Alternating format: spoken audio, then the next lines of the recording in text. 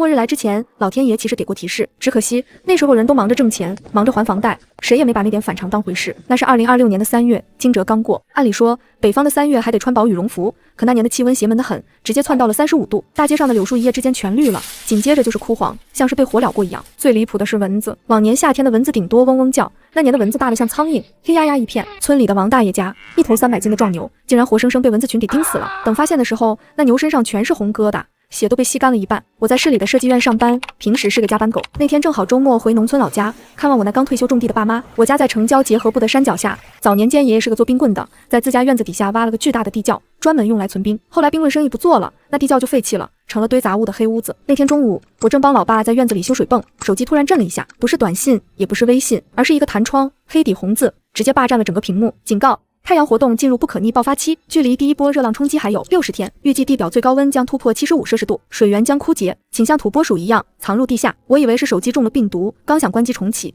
却发现这弹窗怎么也关不掉，而且倒计时还在1秒1秒的跳动。59天23小时59分，我抬头看天，明明是正午，太阳周围却围着一圈诡异的紫色光晕，看着不像太阳，倒像是一只充血的眼睛。一股莫名的凉气顺着我的脊梁骨直冲天灵盖，我有一种直觉，这不是恶作剧，这是死神的倒计时。爸，别修了！我拉住满头大汗的老爸，把手机屏幕对到他面前，出大事了！我是独生女，但我爸妈不是那种没见过世面的老顽固。老爸当过兵，老妈做过会计，两口子最大的优点就是听劝，而且执行力强。听我说完那头牛被蚊子咬死的事，再看看这诡异的天气和手机弹窗，老爸沉默了3分钟，抽了半根烟。这天确实不对劲。老爸看了看院子里那口已经有些干枯的老井，往年这时候井水都快溢出来了，今年却得往下放3米绳子才能打到水，地底下的水脉在跑。闺女，你信这个弹窗？老妈问我，我咬牙说道：咱们赌一把，赢了咱们全家活命，输了大不了就是损失点钱，咱们还能再挣。可要是真到了75度，钱就是废纸，命只有一条。那就干！老爸把烟头狠狠踩灭在干裂的泥地上。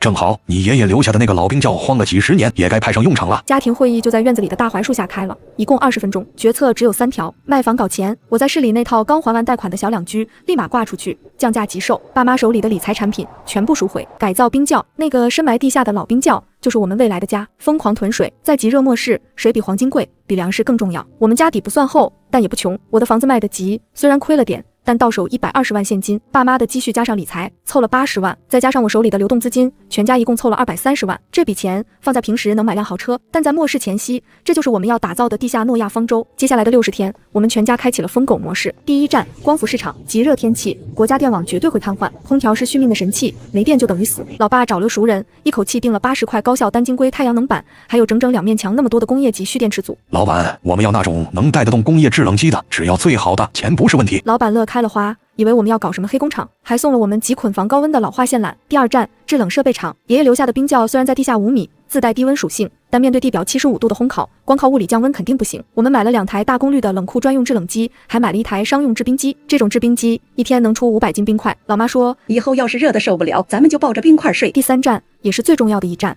水。我们那个村子不靠河，全靠地下水，但预警里说了，水源会枯竭。老爸直接找了钻井队，在院子里重新打井，往深了打，打到300米，打到岩石层底下去。那钻井队的工头都懵了。大哥，打那么深干啥？那是打温泉的深度啊！让你打你就打，钱少不了你的。钻井机轰隆隆响了1周，终于一股冰凉刺骨的深层地下水喷涌而出。但这还不够，万一深层水也干了呢？我们买了5个巨大的不锈钢储水罐，每个能装10吨水，直接埋进了冰窖的最深处。这50吨水加上平时用的，哪怕以后一滴雨不下，也够我们全家喝上3年。改造冰窖是个大工程，爷爷当年的手艺确实好。冰窖是用青砖和糯米灰浆砌的，结实得很。我们在冰窖的内壁上又贴了一层厚厚的保温岩棉，再钉上一层隔热板，这就相当于给地窖穿了一件宇航服。入口处，老爸设计了3道门，最外面是伪装的普通铁门，中间是厚重的防盗门，最里面是一道冷库专用的保温密封门。每道门之间都留了缓冲区，用来隔绝热浪。为了不引人注意，我们对外宣称是要搞反季节蔬菜大棚。村里人看我们又是拉太阳能板，又是买水罐，都笑话我们。老李家是不是钱多烧的？这大热天的搞大棚，菜不都得晒成干啊？大伯更是特意跑来劝。侄女啊，你有钱也不能这么霍霍啊！这破院子能种出啥金元宝来？我笑着没解释。等2个月后，你们在太阳底下被晒得脱层皮的时候，就知道我种的是什么了。我种的是命，硬件搞定了，接下来就是填满这个家。极热天气不比极寒，极寒只要有煤有被子就能活，极热会导致食物极易腐烂，细菌滋生，甚至会有瘟疫。所以我们的囤货思路必须变，一切为了防腐和解暑。我和老妈开着那辆2手的50宏光，几乎把市里的批发市场跑了个遍。大米白面那是基础，买了3000斤，全部用真空砖包装好。但我更看重的是绿豆，这玩意儿是极热天气的神物，清热解毒，熬成汤放冰糖，冰镇一下，那是救命的药。我们一口气买了500斤绿豆，老板以为我们要开冷饮厂，还有红豆、薏米、莲子，只要是能煮糖水的杂粮，统统按麻袋买。新鲜蔬菜在高温下存不住，2天就烂，所以我们主攻脱水蔬菜，干豆角、干黄花菜、干蘑菇、紫菜、海带，这些东西泡发了就是菜，而且富含盐分和矿物质，出汗多了正好补补。老妈还特意买了几大箱子的压缩木耳，她说这东西好，吸水之后长发大，一小把就能炒一盘，省地儿。最重要的，糖和盐，在高温下人极易脱水低血糖。我们买了200斤白糖、100斤红糖，还有50斤那种大粒的海盐。为了补充电解质，我还去药店扫荡了所有的补液盐和葡萄糖粉。那些药店店员看我的眼神，像是在看面贩子。囤货的最后一周，气温已经逼近45度了，知了不叫了，因为都热死了。要在地上铺了一层，被太阳一晒，发出焦臭味。柏油路已经化成了黑色的泥浆，车开在上面直打滑。人们开始感觉到不对劲，超市里抢水的人多了起来。我们家还有最后一项重要任务，肉。冰窖里虽然凉快，但要是断了电，肉还是会坏。老爸是个老吃货，他想了个绝招，做腊肉和罐头。我们去屠宰场，直接拉了半扇猪和2只羊回来，不是冻进冰箱，而是就在院子里，趁着现在那毒辣的太阳，直接做风干肉，切成条的猪肉，抹上厚厚的盐和花椒，挂在架子上。这种45度的高温，简直就是天然的烘干机。不到2天，肉里的水分就被烤干了，变得红亮诱人，硬得像石头，能保存好几年不坏。老妈则负责做油封肉，把肉切块煮熟，放进坛子里，倒满滚烫的猪油，油一凝固，就把肉封死在里面，隔绝空气。这种老法子做出来的肉，随吃随取，香得很。5月15日，距离弹窗预警的最后期限只剩下不到24小时，气温52摄氏度，城市的电力系统开始崩溃，停电成了常态。朋友圈里一片哀嚎，热死了，空调停了，水管里出来的水烫手啊！谁家有冰块？我出1000块买一盆冰。而我们一家已经全部撤进了地下冰窖。随着3道厚重的大门依次关闭，外面的热浪被彻底隔绝。冰窖里新装的 LED 灯带发出柔和的白光，2台制冷机正低功率运转，发电机发出沉稳的嗡嗡声。我看了一眼挂在墙上的温湿度计，温度20摄氏度，湿度55%，那是人体的舒适区。老爸躺在刚铺好的凉席上，手里摇着把蒲扇，旁边的小桌上放着一杯刚冰镇好的绿豆汤，杯壁上挂满了诱人的水珠。老妈正在整理那堆积如山的物资，脸上虽然累，但全是满足。闺女，你听，老爸突然指了指头顶，隔着厚厚的土层和砖墙，我们隐约听到外面传来一阵阵沉闷的雷声，那不是雨雷，那是干雷，是空气被极度加热后发生膨胀爆炸的声音。开始了，我看了眼手机上的倒计时，0点。外面的世界正式进入了烧烤模式，而我们的地下生活才刚刚开始。第一波热浪冲击比预想的还要猛，地表温度在短短3天内直接干到了65度。什么概念？你往柏油马路上扔个生鸡蛋，2分钟就能熟透，还是溏心的。汽车轮胎要是赶上路，跑不出2公里就得扎胎自燃。村里的那些树叶子全都卷成了焦黄的烟叶卷，一捏就碎。那口老井彻底干了，只剩下井底干裂的泥巴。虽然我们躲在地下5米的冰窖里，但也能感受到那种恐怖的压迫感。最外层的那道铁门摸上去烫得掉皮，即使隔着3道门和厚厚的岩棉层，第一缓冲区的温度也升到了40度。好在我们的核心生活区依旧坚挺，深层地下水带来的冷源加上制冷机的辅助，让室温死死稳定在22度。这天中午，老妈决定给我们做顿好的，庆祝全家躲过第1劫。冰镇凉面配西瓜，西瓜是我们在最后一刻抢回来的，一直扔在最深处的水罐旁边冰着。老爸拿刀咔嚓一敲，那瓜是沙瓤的，红得喜人，凉气直冒。一人捧着半个西瓜，拿勺子挖着吃，那叫一个爽。西瓜汁顺着嘴角流下来，甜到心里。凉面更是绝，煮好的面条在那冰凉的地下水里过3遍，变得劲道弹牙。浇上麻酱、蒜泥、醋，再切点咸黄瓜丁和油炸花生米。一口面下去，酸辣冰爽。在这个外头能烤死人的世界里，这一口简直就是神仙待遇。正吃着，门口的监控屏幕闪了一下，我们装在院子大门口隐蔽处的摄像头拍到了画面，是村里的李二狗。这人平时就爱占小便宜，大伯的儿子。屏幕里，李二狗浑身赤红，像是刚从蒸笼里拿出来的虾，手里拎着个空塑料桶，跌跌撞撞的往我家院子里闯。他大概是记得我家前段时间重新打了井，想来讨口水喝。他走到那口废弃的老井边，摇了几下辘轳，发现摇上来的是干土。他不死心，又往我家大门这边看。大伯，给口水吧，我家孩子快渴死了。他的声音沙哑的像是在磨砂纸，听着让人难受。老爸拿着西瓜勺的手停住了，老妈也叹了口气，眼神有点不忍。不能开门。我放下碗，冷冷地说道，外面现在至少65度，一开门热浪涌进来，咱们的制冷系统负荷会瞬间爆表，而且一旦让他知道咱们这儿这么凉快还有水，我没往下说，但大家都懂，在生存面前，人性是经不起考验的。一旦李二狗进来，明天就会有全村人来砸门，到时候这小小的冰窖就是我们的坟墓。老爸沉默了几秒，狠狠挖了一大勺西瓜塞进嘴里，嚼得用力。闺女说得对，这时候谁开门谁就是找死。监控里，李二狗喊了几声，见没人应，又被那毒辣的太阳晒得受不了，他绝望地看了一脚我家的大铁门，骂骂咧咧地走了。走的时候，他还在地上啐了一口唾沫，那唾沫刚落地，滋的一声，瞬间就蒸发没了。逃啊！不知谁喊了一声。这群刚才还凶神恶煞的暴民，丢下斧头和棍棒，拖着几个被烫伤的同伴，鬼哭狼嚎地逃出了院子。他们逃回了65度的烈日下。对于被烫伤的人来说，外面的太阳就是2次酷刑。李二狗的惨叫声一直传出老远，听得人头皮发麻。赢了！老公看着监控，长出了一口气，瘫坐在地上，兵不血刃。我们用废弃的热水守住了家门。这一战彻底打消了村里人对我们的觊觎。谁都知道老李家那个冰窖是个带刺的铁桶，进不去还会要人命。危机解除，但心情沉重。为了缓解压抑的气氛，老妈决定去看看我们的种植区，算算日子，第一批种下去的评估该出估了。当我们走进冰窖深处的种植区时，所有人都愣住了，紧接着爆发出一阵欢呼：爆盆了，爆盆了！在那紫色的补光灯下，原本光秃秃的菌包上密密麻麻地长满了灰褐色的评估。因为冰窖里湿度大，二氧化碳浓度高，再加上温度适宜，这些蘑菇长得简直疯狂，每一朵都有巴掌大，肉质肥厚，看着就喜人。这一茬得有20斤，老爸乐得合不拢嘴，小心翼翼地采下一朵。这哪是蘑菇啊，这是金元宝啊！当晚的庆功宴主题就是全菇宴，新鲜采摘的评估不用洗，直接撕成大片。老妈做了一道软炸鲜蘑，挂上鸡蛋面糊，撒点盐和胡椒粉，再由锅里炸到金黄酥脆。咬一口，外酥里嫩，里面的汁水直接飙出来，口感比肉还香。还有一道蘑菇蛋花汤，配上我们之前囤的紫菜和虾皮，一口热汤下肚，鲜得让人想把舌头吞下去。咱们这算是实现了蔬菜自由了吧？弟弟一边往嘴里塞炸蘑菇，一边含糊不清地说。我看着满桌的战利品，看着家人们满足的笑脸，外面是炼狱，是饥荒，是暴乱，而我们在这地下5米，吃着刚摘的新鲜蔬菜，喝着冰水。这种巨大的反差让我更加坚定了活下去的决心。然而我们并不知道，就在我们享受这短暂安宁的时候，地表之上那个被高温炙烤的世界正在发生着更恐怖的一变。那天深夜，老公负责值夜班看监控，他突然把我叫醒，声音里带着一丝颤抖。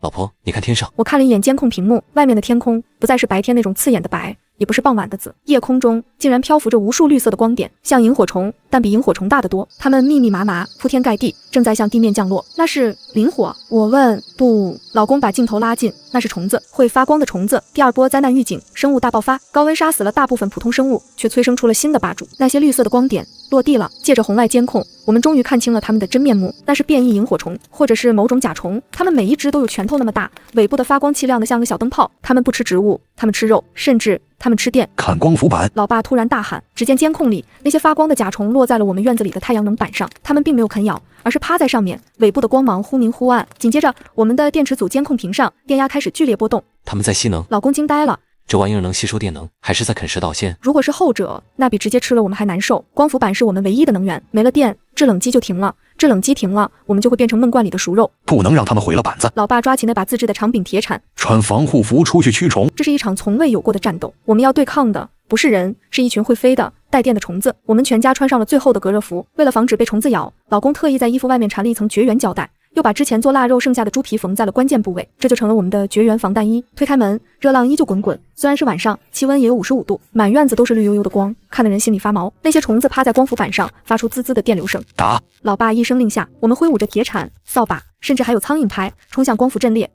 我一拍子下去，拍死了一只。那虫子爆开的瞬间，竟然爆出了一团蓝色的电火花，我的手被震得发麻。小心，这虫子肚子里有电！我大喊，这根本没法近身打，拍死一只就触电一次。虽然电压不高，但几百只聚在一起，足以把人电晕，而且它们数量太多了，拍死一只，飞来2只。用水。弟弟灵机一动，咱们不是有高压水枪吗？接上深井水。不行，老公拦住他。光伏板通着电，虫子带电，你用水滋，咱们先被电死了。眼看着光伏板的电压越来越低，有的板子甚至开始冒烟，如果再不赶走它们，我们的电力系统就要报废了。就在这时，一直躲在屋里不敢出来的老妈突然拿着一样东西冲到了门口，那是我们之前为了种蘑菇买的紫外线杀菌灯。一道刺眼的紫光亮起，奇迹发生了。那些原本趴在光伏板上吸电吸得正欢的变异甲虫，被这强烈的紫外线一照，像是被火烧了一样，疯狂地震动翅膀，发出尖锐的叫声。它们受不了这个波段的光，有效，快拿着灯晃。老公举起紫外线灯，像拿着一把光剑，对着光伏板阵列疯狂扫射。紫光所到之处，绿色的虫群轰然散开，像是见了鬼一样逃向黑暗的天空。10分钟后，院子里清静了，只留下一地被拍死的虫尸，还在微微发着绿光。我们瘫坐在滚烫的地上，大口喘着气，又守住了一次。老爸捡起一只死虫子，用绝缘钳子夹开看了看，这玩意儿尾巴里全是化学荧光液，能发电。老爸若有所思，既然他们喜欢吸电，又怕紫外线，刚子，明天咱们在光伏板周围装一圈紫光灯，以后晚上这就是自动防御塔。而且我们还有了意外收获，弟弟发现这虫子的硬壳非常坚硬，而且完全绝缘。姐，这壳子是个宝贝啊！弟弟敲了敲虫壳，要是把它剥下来，贴在咱们的防护服上，下次再遇上带电的玩意儿或者修电路，咱们就不怕了。于是接下来的几天，我们家多了一项娱乐活动，捡虫子。每天早上，院子里都会落下不少被紫外线灯晒死的变异甲虫，我们把虫壳剥下来，用强力胶粘在旧衣服上，一件件翡翠绝缘甲就这样诞生了。穿上这身绿光闪闪的盔甲，弟弟站在镜子前摆了个 pose。这造型放末世前，高低得是个超级英雄。日子在惊险与苦中作乐中慢慢过去，转眼我们已经在地下生活了整整1年。2027年5月，外面的气温稳定在了75度，地表已经彻底荒芜，连变异生物都开始往地下钻。我们的水罐里水还剩下2/3，粮食还够吃2年，蘑菇和蔬菜甚至实现了自给自足。我们以为只要这样苟着，总能等到太阳恢复正常的那一天。直到有一天，我们在清理收音机灰尘的时候，无意间调到了一个全是杂音的频段，杂音里传来了一个微弱的人声，不是求救，而是在招募。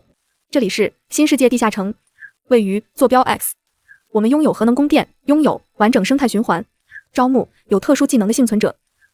地下城，核能，老爸的眼神变了。咱们这小冰窖虽然能活，但毕竟是坐吃山空，那个地下城听着像是个长久之计。去吗？我问。不去。老爸果断摇头。这种时候，越是人多的地方，越是地狱。谁知道他们招募幸存者是去干嘛？当奴隶还是当实验品？但是老爸指了指收音机，既然有人能建地下城，说明人类还没死绝，咱们得防着点。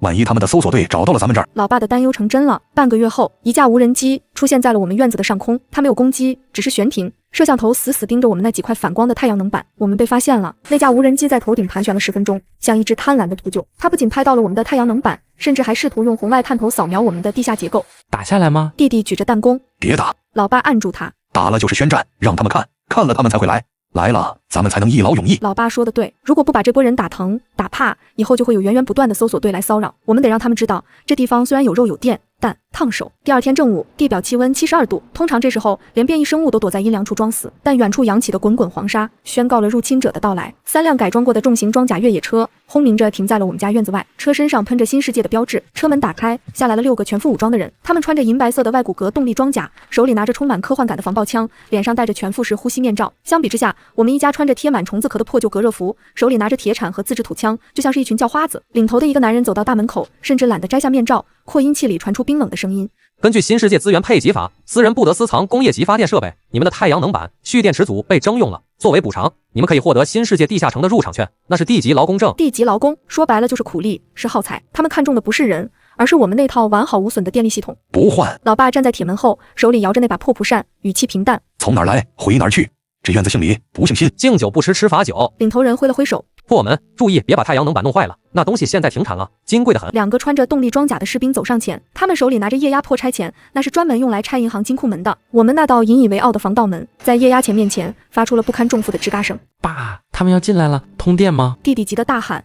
不。老爸嘴角露出一丝冷笑。通电那是浪费，刚子去拉闸。拉闸？我愣了一下。对，把咱们所有的电全断了。这是什么战术？未战先降。但我相信老爸。老公飞快地跑去设备间，拉下了总闸。制冷机停了，灯灭了，监控黑了，整个冰窖瞬间陷入了死寂和黑暗。与此同时，老爸从怀里掏出了那瓶我们收集了好久的变异虫诱导剂，其实就是那些死掉的绿甲虫，把它们的荧光尾巴挤碎了，混合了某种费洛蒙。这是老爸无意中发现的，这种味道对活着的变异甲虫有着致命的吸引力。小伟，扔出去。弟弟接过瓶子，顺着门缝用力砸向了那几辆装甲车，啪，瓶子碎了，一股奇异的带着电流焦糊味的腥甜气息瞬间弥漫在院子里。外面的士兵根本没当回事。什么玩意儿，扔臭鸡蛋！领头人嘲笑道。动作快点，拆了门进去搬东西。然而就在下一秒，原本死寂的天空中突然传来了巨大轰鸣声，像是有几万架微型轰炸机在俯冲。那是什么？士兵抬头，只见正午的烈日下，一片绿色的乌云正疯了似的从4面8方涌来，是变异甲虫群。他们平时只在晚上出来吸食电能，但今天老爸的那瓶诱导剂，再加上那几辆装甲车和外骨骼装甲散发出的强烈电磁信号，让这群视电如命的虫子彻底疯狂了。我们家断电了，一片漆黑，在虫子眼里，我们这里是死地，而那6个穿着动力装甲、开着电动越野车的入侵者，在虫子眼里就是6根行走的超级大蜡烛。虫群像龙卷风一样，瞬间包裹了那6个士兵。啊，什么东西？走开！惨叫声伴随着电流短路的声音。那些高科技的动力装甲此刻成了他们的铁棺材。甲虫疯狂地啃噬着装甲的电池包、线路，甚至直接释放电流攻击。装甲短路了，冒出黑烟，里面的士兵被锁死在沉重的金属壳里，动弹不得。紧接着高温袭来，失去了装甲的温控系统，在72度的烈日下，他们就像是罐头里的沙丁鱼，正在被红烧。撤退，撤退！领头人还在车里拼命想要倒车，但车身上已经爬满了厚厚一层的绿甲虫，他们正在贪婪地吸食着车载电池的能量。车子抽搐了几下，彻底趴窝。我们在门后透过观察孔看着这一幕，这简直就是一场大自然的降维打击。人类引以为傲的科技，在变异的生态面前，脆弱的像张纸。20分钟后，虫群吃饱喝足，散去了。院子里留下了3辆废弃的装甲车和6具尸体，他们没有死于虫咬，而是死于热射病。我们走出去打扫战场，这一波真的是富得流油。3辆装甲越野车，虽然电路坏了，但那是顶级的防弹材料，拆下来加固冰窖简直无敌。6套动力外骨骼，修一修说不定能用，那是搬砖神器。6把电磁防爆枪，还有几箱压缩干粮。最讽刺的是，我们在领头人的车里发现了一张精美的海报，上面画着那个新世界地下城，巨大的穹顶，人造的阳光，人们穿着整洁的衣服喝着咖啡，下面写着一行小字：只有服从，才有未来。老爸把海报撕下来，擦了擦沾满虫叶的鞋底。狗屁未来，只要手里有粮，家里有电，这破冰窖就是最好的未来。那场虫群战役后，我们的日子彻底安稳了。那个新世界组织似乎把我们这里标记为了极度危险区，再也没派人来过。也许在他们看来，一个连正规小队都能全灭的地方，肯定藏着什么恐怖的怪物。他们猜对了，这里的确有怪物，那是被末世逼出来的一家子求生狂魔。我们在地下一躲就是3年，这3年里，我们几乎把这冰窖改造成了一个微型生态圈。光伏板坏了，我们就用那几辆装甲车的零件修；水泵坏了，老公就手搓零件换；食物不够了，老妈就研究出了室内无土栽培 2.0 版，不仅种蘑菇，还种出了番茄和辣椒。最让我们骄傲的是那个当初被全村人笑话的决定。如果不是当初卖了房，如果不当初那么疯狂地囤货，现在的我们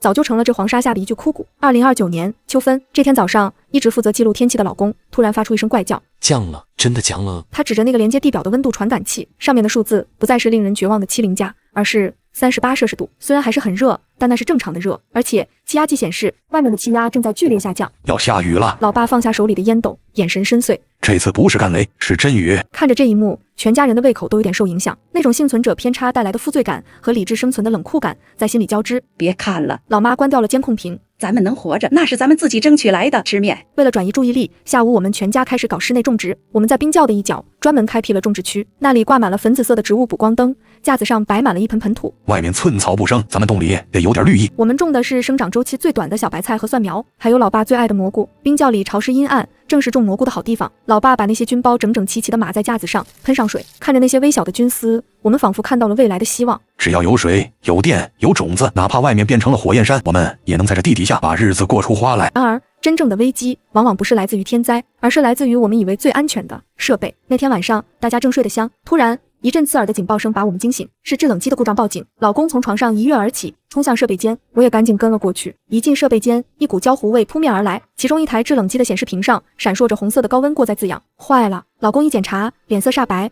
外面的散热机组温度太高了，虽然我们做了遮阳，但65度的环境温度加上机器自己产生的热量，散热风扇扛不住了，电机烧了。2台制冷机烧了1台，剩下的1台正在疯狂轰鸣，显然也快到了极限。下午3点，第一滴雨砸在了我们家那块早已锈迹斑斑的铁门上，紧接着是第2滴、第3滴。出去都出去！老爸打开了那扇封闭了3年的大门，我们一家人穿着破旧但干净的衣服冲进了院子。雨水是温热的，带着泥土的腥味，但在我们脸上，那是世界上最甘甜的露水。我看了一眼周围，村子已经没了，只剩下断壁残垣。曾经的果园变成了光秃秃的荒原，但在那焦黑的土地缝隙里，我看到了一抹刺眼的绿色，那是一株不知名的野草。它顶开了压在身上的石头，在雨水的滋润下，倔强地伸展着2片嫩叶。活了！老妈捧着那株野草，哭得像个孩子。都活了。是啊，地活了，只要地活了，人就能活。2030年春，我们家的小院子重新搭起了葡萄架，虽然葡萄藤还很细，但那是希望。有人路过我家，看着那个依然运转良好的风力发电机，还有院子里那口冒着清水的深井，眼神里不再是贪婪，而是敬畏。他们管这里叫李家堡，传说这里住着一家神人，能育虫，能发电，能在火里种出粮食。我坐在院子里，抱着已经3岁的女儿，给她讲以前的故事，讲那个有空调、有外卖、出门不用穿防护服的旧世界。女儿眨着大眼睛问：妈妈，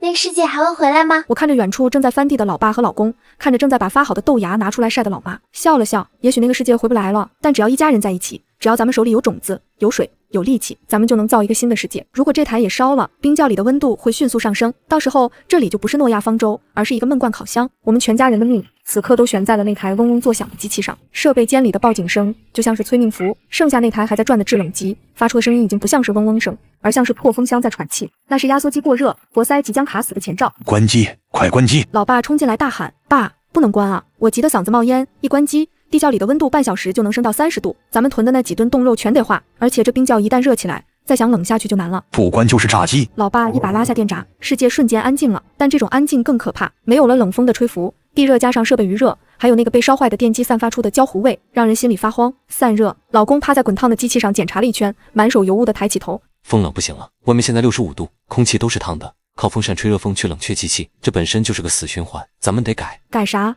改水冷。老公指着脚下的地板。咱们不是有深井吗？那井水抽上来只有15度，这可是天然的冷却液啊！一语惊醒梦中人，我们光想着存水喝，却忘了水本身就是最好的吸热剂。说干就干，这不仅是修机器，这是在救命。老爸找来了我们囤的那些 PP2 水管和热容机，老公拿出了工具箱，开始拆卸制冷机的外壳，露出里面滚烫的散热铜管。计划很简单，从深井水泵接一根管子出来，直接通到制冷机的散热片上，做个喷淋头，让15度的深井水不停地喷在65度的散热片上。换热后的热水通过排水管流到最外面的缓冲区，再排出去。但这活不好干，因为得去缓冲区施工，那里现在的温度接近45度，而且闷得像蒸笼。我和老公去，老爸穿上了那件厚重的隔热服，戴上了防毒面具，怕有毒气体。闺女，你在里面控制水泵阀门，听我口令。隔着观察窗，我看着那一老一少两个男人笨拙地在狭窄闷热的缓冲区里忙活，焊管子、接3通、固定喷头，汗水顺着他们的面罩往下流。老爸的衣服很快就湿透了，紧紧贴在背上，我心疼得直掉眼泪，手死死攥着阀门开关。20分钟后，老公冲着窗口比了个大拇指，开阀。老爸在对讲机里喊，我猛地拧开阀门，一股白色的水雾瞬间在缓冲区腾起，那是15度的井水遇到滚烫的散热片瞬间蒸发的声音。紧接着是对讲机里老公兴奋的吼声，降了，散热片温度降了，从90度直接降到了30度，这就是物理外挂。开机。我又合上了电闸，那台原本喘着粗气的制冷机再次启动了，这一次它的声音变得轻快平稳，像是换了个心脏，而且因为水冷散热效率极高，制冷效果直接翻倍，不到10分钟，出风口的温度就降到了10度以下，冰窖里的温度不仅稳住了，甚至比之前更低，降到了18度，成功了！老公和老爸互相搀扶着回到生活区，两人像是从水里捞出来的一样，但脸上全是狂喜，不仅修好了，还因祸得福。老公指着监控屏上的能耗数据，你们看，因为散热好了，压缩机不用拼命转，耗电量降一半，咱们的蓄电池能撑更久了。而且还有一个意外收获，那些淋过散热片的热水大概有50至60度，顺着排水沟流到了最外面的铁门处。老爸灵机一动，在门口挖了个蓄水槽，这滚烫的废水机在那里形成了一道热水护城河，谁要是想敲我家门，先得烫层皮。危机解除，全家人瘫坐在凉席上，看着头顶柔和的灯光，听着机器平稳的运转声，感觉像是死过一回。饿了，弟弟摸着肚子，刚才下的晚饭都消化了。吃肉。老妈霸气地站起来，为了庆祝咱们家电升级，今晚吃油封肉。那个被猪油封在坛子里的熟肉被挖出来一大块，不需要复杂的烹饪，切成厚片，在平底锅里稍微一煎，猪油化开，肉香四溢，那种经过时间沉淀的咸香味，在这个连空气都是焦味的末世里，简直就是嗅觉的核弹。我们不敢开排风扇，只能开内循环净化器，即便这样，那股肉香味还是馋得人流口水。加一块油封肉，配上刚蒸好的大白米饭，一口下去，油脂在嘴里爆开，肉质软烂入味，咸香扑鼻，再喝一口冰镇绿豆汤解腻，这日子给个皇帝都不换。老爸喝了口小酒，脸上泛着红光，但我们不知道的是，虽然我们有3道门密封，但刚才在缓冲区施工的时候，为了接管子，还是在墙上打了个小孔，那一丝若有若无的肉香味顺着那个还没来得及封死的排水管缝隙飘了出去，飘到了那个死寂、焦热、饥渴的村子里。肉香惹了祸。当天夜里3点，我是被一阵滋啦滋啦的声音吵醒的，那声音听着特别瘆人，像是有指甲在抓黑板，又像是有什么东西在啃铁皮。声音是从最外面的那道伪装门传来的。我推醒了老公，两人轻手轻脚地走到监控屏前，老爸和弟弟也醒了，大家都屏住呼吸。监控画面是黑白的红外模式，在院子的大门口并没有人，李二狗没来，村民也没来，但那声音还在响。在地下。老公指着监控的一个角落，看排水沟那里。我们把镜头拉近，只见在我们刚才挖的那条热水护城河旁边，也就是排水管出口的地方，聚集着一团黑乎乎的东西，不是一个，是一群。它们大概有猫那么大，浑身没有毛，皮肤呈现出一种恶心的粉红色，上面布满了褶皱。最恐怖的是它们的牙齿，2颗巨大的门牙露在外面，在红外镜头下闪着寒光，眼睛是红色的，像2颗燃烧的小火炭。这是老鼠。弟弟声音有点发颤，哪有这么大的老鼠？而且这可是65度啊，老鼠不早热死了吗？变异了。老爸脸色凝重，之前的预警没说错，太阳辐射加上极端高温，让一些原本躲在下水道地底下的生物发生了变异，它们蜕掉了毛，体型变大，变得更耐热，也更嗜血。屏幕里那群变异巨鼠正疯狂地啃咬着排水管口的铁丝网，那铁丝网可是不锈钢的，在它们的牙齿下竟然像面条一样被扯断。它们闻到了顺着管子飘出来的肉味，也闻到了里面活人的味道。不能让他们进来。老爸当机立断，这玩意儿身上肯定全是细菌病毒，要是让他们钻进缓冲区，咬破了保温层，咱们就完了。怎么打？弟弟问。出去打，外面太热了。不用出去。老爸指了指我们刚改好的水冷系统，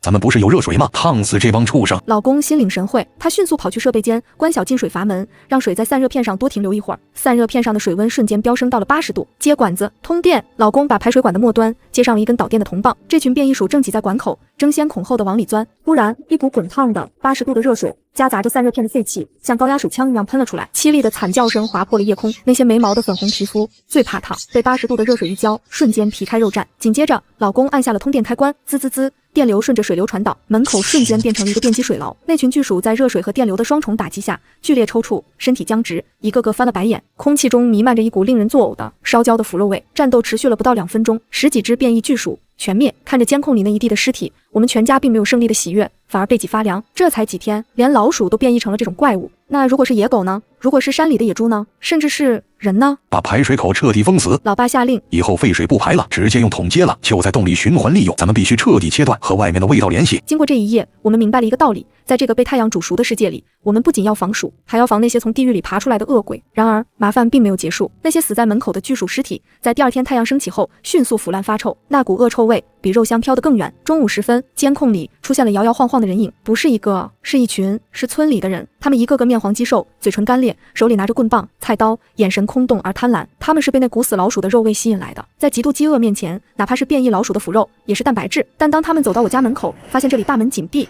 而且似乎并不像别家那样热浪滚滚时，有人停下了脚步。大伯，我知道你在里面。是李二狗的声音，他站在人群最前面，手里拿着一把消防斧，眼睛死死盯着我家的铁门。我都闻到了，昨天晚上那是油渣味儿，你们家不仅有水，还有肉。人群骚动了，几十双绿油油的眼睛齐刷刷地看向了我们那道伪装的大铁门。砸！李二狗一声令下，抢了他们，大家都有活路。砸门声响起，这一次不是试探，是暴乱。砸门声像重锤一样敲在我们的心口。伪装在外面的那层普通铁皮门根本挡不住几十号红了眼的饿狼。不到5分钟，铁门被李二狗用消防斧劈开了一个大口子。开了，冲啊！李二狗兴奋地变了调，第一个钻了进来。后面的人群像决堤的洪水，争先恐后地往里挤。他们以为进了这道门就是凉爽的天堂，就是喝不完的水和吃不完的肉。可惜他们错了，他们进的不是天堂，是老爸特意留下的烫水护城河。那是我们昨天刚挖的蓄水槽，用来积攒制冷机排出来的废热水。此刻那里积满了刚从散热片上流下来的接近85度的滚烫废水，而且因为刚才一直在排，水面上飘着一层白色的热气，在昏暗的环境下根本看不清深浅。李二狗一脚踩空，整个人直接掉进了半米深的热水槽里，凄厉的惨叫声瞬间盖过了人群的嘈杂。那是真正的死猪不怕开水烫，但活人怕啊！85度的水虽然不到沸点，但泡一下就能烫掉一层皮。后面跟着冲进来的人收不住脚，像下饺子一样噼里啪啦掉进去4、5个。一时间，惨叫声、咒骂声、水花声乱成一团。退，快退！是开水！后面的人吓傻了，拼命往回缩。就在这时，老爸按下了早已准备好的高音喇叭按钮，安装在门口的广播里传出了老爸经过变声器处理后冷酷无情的声音：再往前一步，下次喷出来的就是硫酸。这句话是骗人的，我们哪来的硫酸？但在这种极度恐慌和剧痛下，没人敢赌。看着在热水里打滚、皮肤被烫得通红起泡的李二狗，所有人的理智瞬间回归，贪婪被恐惧取代，